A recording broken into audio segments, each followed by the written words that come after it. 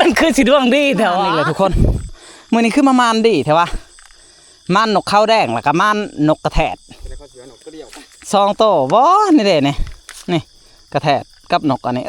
บนาเสือ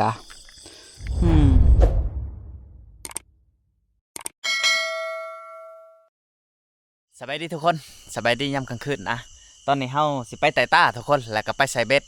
เฮาไปในมื้อนี้ก็มีอยู่3คนทุกคนก็คือพ่อลุงและก็เบาลุงทุกคนบ่ฮู้ว่าสิมานหรือบ่ไปก่อนอื่นไปรับชมนำกันเลยทุกคน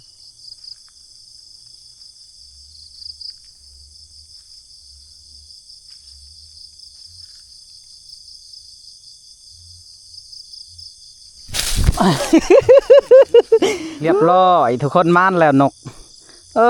บักงามๆนึงโมนาเสือเบาสัญญาสิจับได้เซยทุกคนนี่งามมาเลยทุกคนจับเอาเลยได้นี่ในต้นนี่ทุกคนจับเอาในต้นนี่คิดว่าสิบ่ได้มันไรในยินมันบินเพิ่มแนมเพราะว่าโอ้นกกระแทกเอามานเลยเอาไว้คักเลย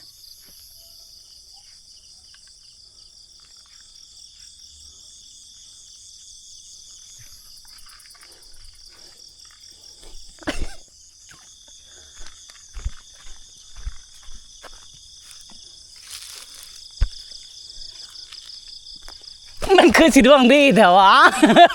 นี่แหละทุกคนมือนี้คือมามานดีแถววะมานนกข้าวแดงแล้วก็มานนกกระแทดซองโตบ่นี่เด้นี่กระแทดกับนกอันนี้บนาเสือมานนี่แหละทุกคนเบิ่งนี่โอ้บ่คิดว่าฟันว่าสิได้ทุกคนเลยมันบินออกแต่ต้นใหม่เบาสัญญาเยื่องไผ่เห็ดแม่สุดท้ายเจือดลงเลยอันนี้จะเป็นนกข้าวแดงทุกคนนี่ทุกคนผู้ที่จะไล่เติบไปนี่มันนี่ก็สิไปใส่เบ็ดคือเก่าทุกคนเลยปาดต่อทุกคนมันขี้ปมออกลายเลยถ้าว่าห้าจับเอานี่ได้ลายด้วยทุกคน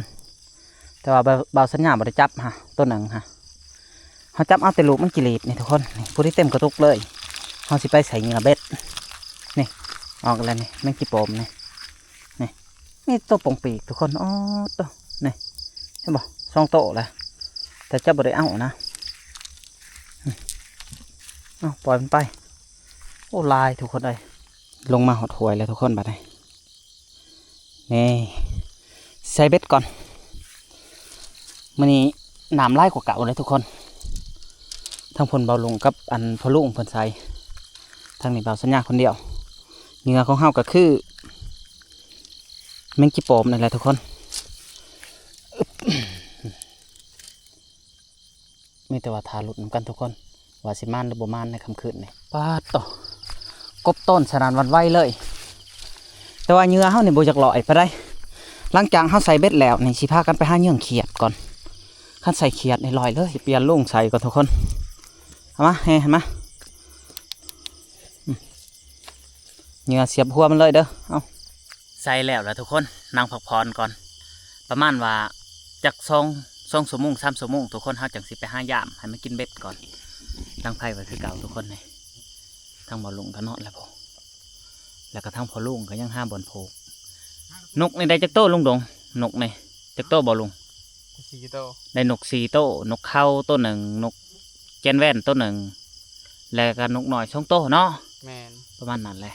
ว่าสิปิงยังดังพื้นดังไผ่อยู่ทุกคนหลังจากพักผ่อนแล้ว2 ชั่วโมงทุกคนก็สิได้เดินทางต่อได้แบบนี้ก็คือไปยำเบ็ดล่องเบิ่งก่อนยำเบ็ดไปบัดนี้ไปทางไหนเฮาไปทางผีก่อนบ่ไปยังโอ้โหป้ายช่างถือทุกคนเปียกหมดเลยนี่จากป้ายช่างถือเม็ดอิมซิมคันดึงมาสินาจะเป็นป้ายใหญ่ได้ทุกคนนี่โอ้ป๊อดต่อทุกคนปลาดุกป๊อดต่อใหญ่เติบได้ทุกคนนี่มันว่าบอลุงเจ้าได้จักโตแล้วเจ้าช่องแล้วปลาดุกแม่ไข่ปักใหญ่เลยทุกคนนี่โอ้มานแล้วเต็มแหลกเลยทุกคนนี่รถหนึ่งแล้วทุกคนเต็มตัวที่ช่องปลายังทุกคนนี่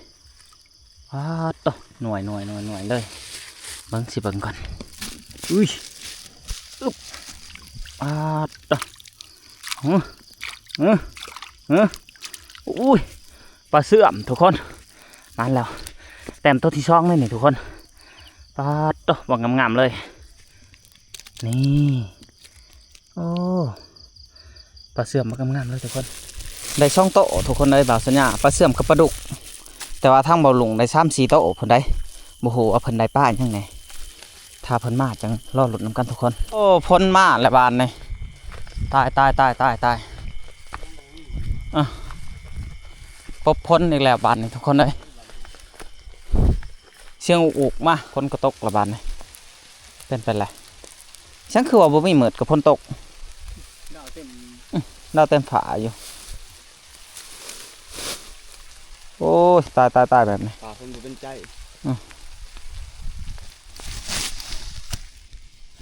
ใช่ป่าในจะโต ได้ร้ายอยู่ได้นี่ ออกมากล้องมึงดูใหญ่อยู่บ่ล่ะ คนใด ป่าโตโอ้ได้เป็นนี่พู ว้า ป่าโตนี่แต่ปลาดุกได้ป่าเขานะป่าเขาใหญ่กว่าออกดูป่าเขาโอ้ได้ไล่เติบทุกคนเลย โอ้คนใดบุรุษใหญ่ได้นี่ ใหญ่ปลาดุก ก็ซูซีกันอยู่กับของข่อย เพิ่มตัวใหญ่กว่า แม่น เอาใส่ของโอ้1 โต๊ะนี่อ๋อ2ผม โอ้ย หัด ขั้นใดเขียดนี่แห้งคักได้บ่ลุง ว่าแม่นแล้วกี่หนึงข่อยก็จับมายุเขียดบ่ทันได้เสียบจ้ะ จะไปจับมันใช้ จับมาในน้องหน่อยได้สิปลายโต โอ้ ป้าก็เสื่อมก็งามมาดิเนาะ งามมันเลยคักแล้วบัดนี้ทั้งหมดได้จะโต๊ะ7 โต๊ะบ่ แม่นได้เจ็ดโต 7 โต๊ะนักเติบนักคึกๆเลยทุกคนโอ้คักแล้วเอาไว้ไปได้พ่อลุง หิวน้ำเลย หิวน้ำหรือหิวนอน หิวน้ำก็หิวนอนก็หิว อ๋อน้ำทำบ่อึดน้ำบ่ค่อยไปใส่เป็ดป่าอยู่ลงไปกินแล้วล่ะพลเช้าแล้วสิเมื่อหรือสิอยู่ บ่เมื่อก็จ้ะถ้าฝนตกมักตอนดึกนี่มันสิเอาเบ็ดเข้าไปเมื่อใด ไปได้พ่อลุงเจ้ากินหอดเขาอยู่บ่เดี๋ยวนี้หันแล้วว่ายังเมื่อหรืออยู่ อยู่ก็อยู่ อยู่ก็อยู่ อืม อยู่ก็อยู่ไปผูกเป้คือเก่าพังดูเสียงพล มืดเลยได้บ่มีเลย สามันหยอกเนาะ แม่ ไปหาดังพื้นดังไผ่ดีๆทุกคนเลยนอนดีกว่า ที่แรกว่าสิมื้อทุกคนพลมา แต่ว่ามันเอื่อนคือเก่าทุกคนทางทีมงานว่าคันมื้อกับยันน้ำถือเบ็ดไปทุกคนก็เลยว่าเอ้าอยู่ก็อยู่เราสัญญากับสิจะเป็นได้อยู่คือกันทุกคนเพราะว่าคันมื้อกับพลต้องแห้งใครกี่คันอยากไปปลุกกันอีกบาสัญญาบ่คิดว่าพันว่าสิได้นกเข้าทุกคนต้องเป็นเลยได้นี่มันงามๆนะโอ้นี่อันนี้เขาเอิ้นว่านกเข้าไผ่ทุกคนปาดต่อหักเลยก็คือนกเท่าใดในมื้อนี้4 โต้ทุกคน4 โต้มีนกกระแทดแน่แล้วก็นกเข้าแล้วก็นกหน่อย2 โต้นกกระจิบทุกคนคักกะลี่งามเลยทุกคนดึกเลยทุกคนทางทีมงานก็หิ้วเขาแหละเบาสัญญาสิได้ปิ้งนกนั่นแหละทุกคนเลยพาเขาเจ้ากินเขาเจ้าว่าหิ้วเขาแหละสิปิ้งนกเข้ากับอันนกกระแทกนี่แหละ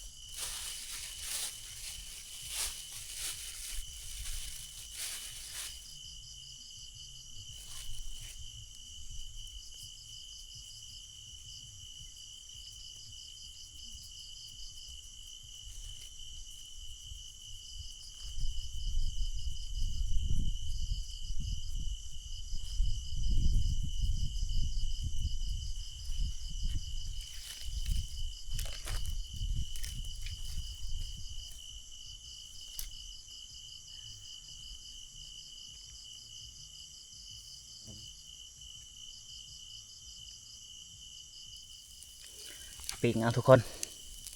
ปิงนกกินข้าวรอบดึกหิวข้าวแล้วทั้งทีมงานก็หิวข้าวแล้วอึ๊บนกเขากับอันนกกระแทกแล้วก็นกกระจิบหน่อยส่วนป้าเขาเจ้าบริปิงเอาไว้แบ่งกันเบออื่นทุกคนสุกแล้วทุกคนบ้านนี้มีแต่ทาทีมงานมากทุกคนเลยทาทีมงานมากกินข้าวกินหนามแล้วก็สีนอนทุกคนก็คือในนี้จะเป็นอูเบาลุงอันนี้อูเบาสัญญาอันนี้อูพอลุงทุกคนเขาเจ้าได้นอนในนี้พุ่นจนกว่าต้นเสาพุ่นจังได้กลับบ้านทุกคนเลยนี่แหละทุกคนของกินเขาหลอดเด็กๆหิวเขาหิวหนามเลยทุกคนเลยได้ปิงนกแล้วก็แจวเนี้ยมาแต่เหือนเลยนี่แจวยังพอลุง แจวขี้ป้า แจวขี้ป้า ขี้ป้ากินแหลบ ขี้ป้ากินแหลบก่อนอื่นก็จำมาช่วยยะเขาก่อนทุกคนเดินเอาจิกมาดูจำอุ๊ดอ๋ออยากเหนียวเด้อนกนี่นี่ฮะจำมาช่วยยะเขาก่อนทุกคนเลยมาเด้อกินน้ำหลกน้ำลานเด้อเจ้าถิ่นเจ้าทานลูกลานมาผักมาเศร้านั่นนี่ก็ขอให้นอนหลับฝันดี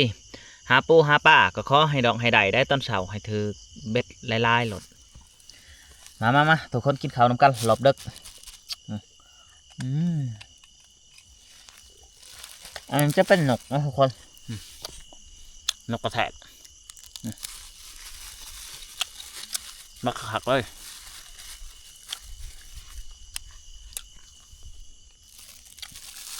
มาเอฟซีมากินน้ำกันครับ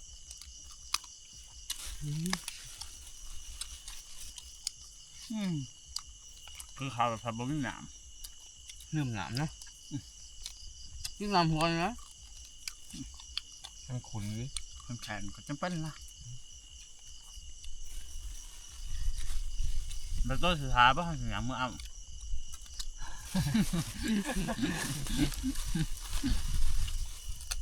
ไพ่ในสุดท้าย โอ้คนอื่นยังบ่หาแล้วเบิกตาไปแล้วหลังมือเฮือดของมือชื่อน้ำมาหายหัวถ้าคนเมื่อเขาก็มีจ่อยแล้ว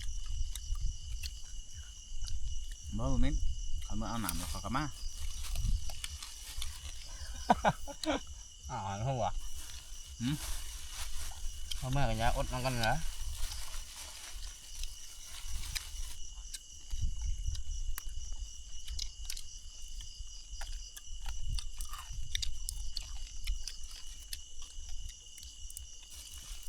แล้วมันคือหยาบเลยครับ หนามมันเขา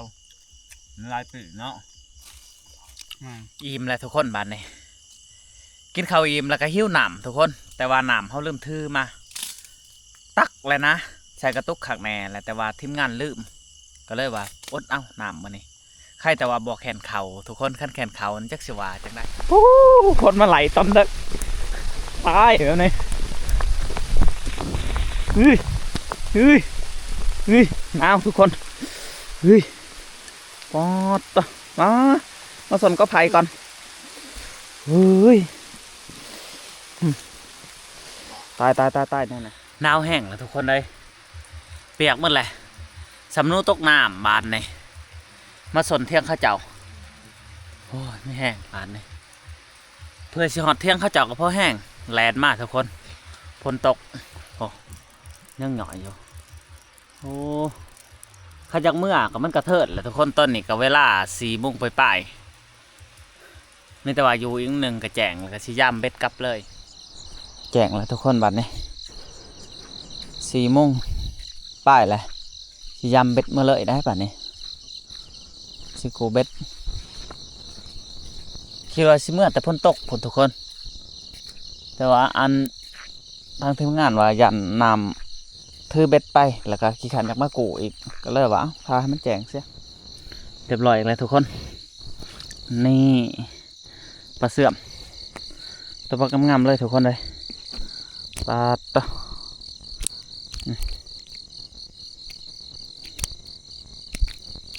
นี่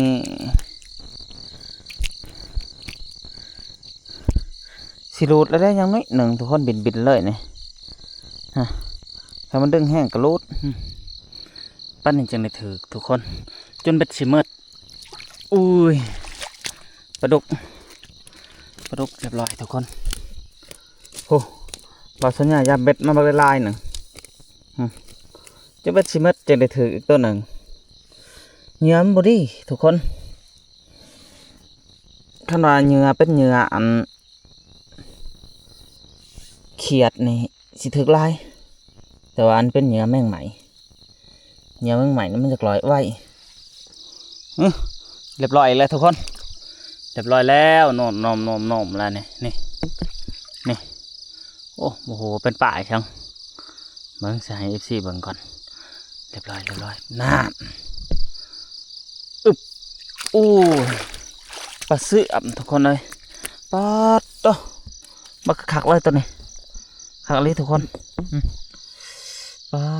โตปลาเสื่อมทุกคนงามมันเลยรอผู้ที่แจงทุกคนบ้านนี่ท้าทีมงานเขาจะย่ำลงหลุมนั่งท้าเขาจอนนี่แหละจังหวะเข้ามาทุกคนได้จากโตได้ช่องโตโอ้เอาปดเอาป่าเนี่ยทั้งลุงก็ได้ช่องโตทุกคนเลยป้าจังไรเจ้าใดปลาเสื่อมช่องโตขอยก็ได้3ปลาเสื่อม2ปลาดุก1สู่เบาลุงบ่ไรมาหอนในเบาลุงไป4โตแล้ว5โตแล้วคนใดฮะเป็น10 โตเลยนะเบาลุงคนใดที่แมนได้ไปถูกกระ6เลยอ๋อได้อยู่พุ่นว่า6ฮะหรือว่ารวมเมิดตะพีไปเจ้าทำเดี๋ยว6 โตมอนับ6 แต้มเนี่ยโอ้นี่มอนับ6 แต้มเลยหักยังล้อหักแล้วไปได้นอนบ่อิ่มเลยเนาะบ่นอนทำเมื่อคืนนี่บาสัญญากับบริโนอนเลยทุกคนประมาณว่าตีซองว่าสินอนกำลังเสือบรับพ้นตกลงมาในยินแต่ลุงดงหัวควันอยู่ก็ไผ่อยู่ก็ใหม่เขาว่าคักกันเลยไม่แต่ว่าเมื่อนี่ก็สิได้วานกะอีกแล้วเมื่อนี่สิได้ขาดให้ขาดหน้าอีกแล้วทารุณน้ำกันกับอันเบาหลงว่าเพิ่นสิได้ไล่ไปได้มาแล้วกันนี่ได้จักโตได้6 โตอ๋อได้โตซะบ่ค่อยได้5 โตรวมหมดปลาเสื่อม5ปลาดุก1ปลาได้ปลาดุก3ปลาคอ1ปลาเสื่อม2โอ้ใช้ปลาขอหันใหญ่อยู่บ่ปลาดุก1 โตเสื่อม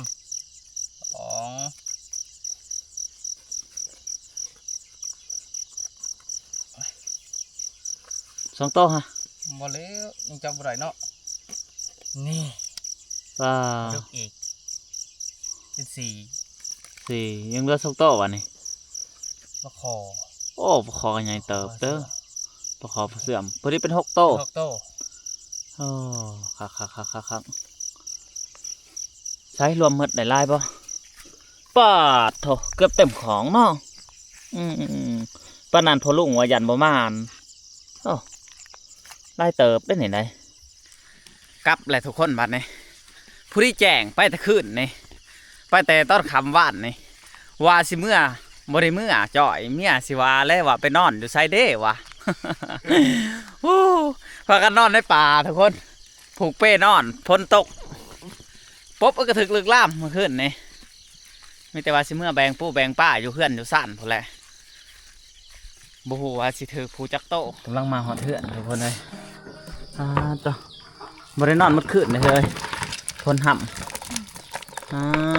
นี่แหละทุกคนผลงานของเขาปลาดุกมะลุงนี่ฮักแล้วบ่เงียง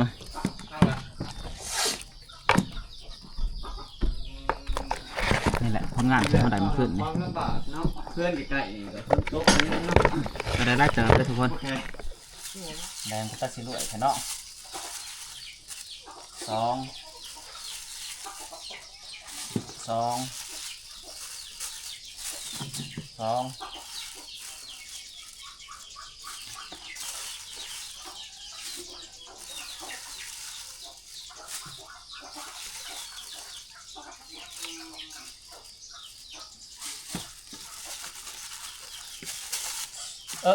โอ้บ่ได้ฮักเงียงบ่นี่ฮะ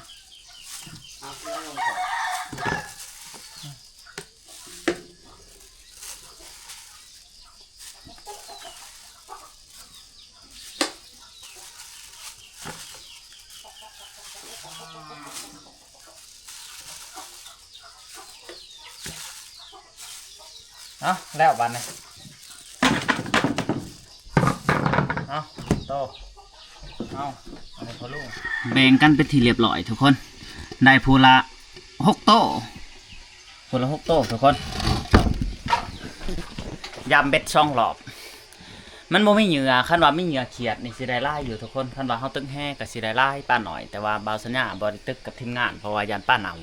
เอาทุกคนสำหรับวิดีโอนี้ก็บ่มีหยังหลายจังได๋ก็ฝากไปติดตาม EP หน้าสำหรับ EP นี้บาวสัญญาสิได้ปิดคลิปเพียงเท่านี้ขอกล่าวคำว่าสบายดีและสวัสดี